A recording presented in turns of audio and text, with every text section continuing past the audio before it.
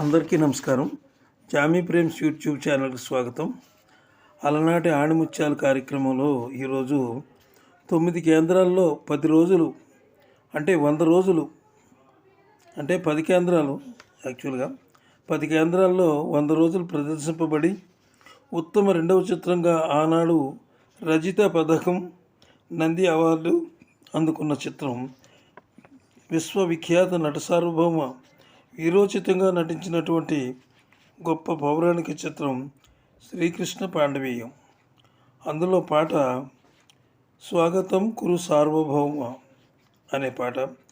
స్వాగతం కురు సార్వభౌమ అనే పాటకు సాహిత్యం, సంగీత విశ్లేషణ నాకున్న పరిజ్ఞానంతో తెలియజేస్తాను.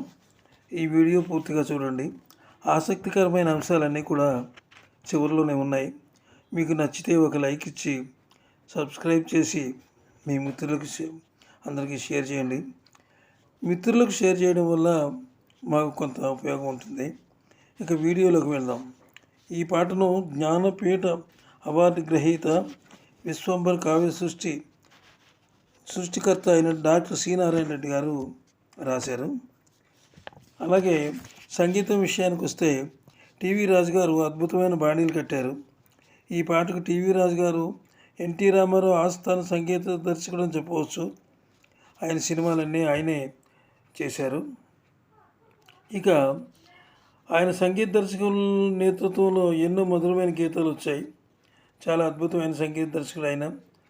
ప్రతి సినిమా కూడా ఎన్టీ రామారావు గారు ప్రతి సినిమా కూడా ఆయనే ఆస్థాన కవిగా ఉండి సంగీత దర్శకత్వం నేర్పారు.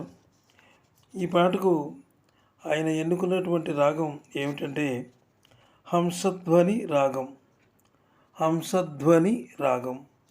ఆ రోజుల్లో ఈ పాట వస్తుంటే అంటే స్క్రీన్ మీద ఈ పాట వస్తుంటే నట సార్వభౌముడు టీవీగా దర్పంగా చిరునవ్వు నవ్వుతూ వస్తూ ఉంటే ప్రేక్షకులు తన్మయత్వంలో మునిగిపోయేవారు అన్నమాట. అంత అద్భుతమైనటువంటి పాట ఇది. ఈ పాట అంటే పాట గొప్పతనం ఎక్కడుందంటే ఇందులో సంగీత దర్శకుడు గొప్పతనం ఉంది, రచయిత గొప్పతనం ఉంది. అలాగే ఈ పాట ఎన్నుకున్నటువంటి రాగం కూడా అద్భుతమైన రాగం అన్నమాట. హంసధ్వని రాగం.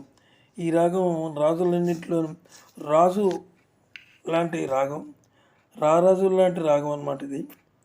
అందరికీ నమస్కారం. సెలవు. ఏంటి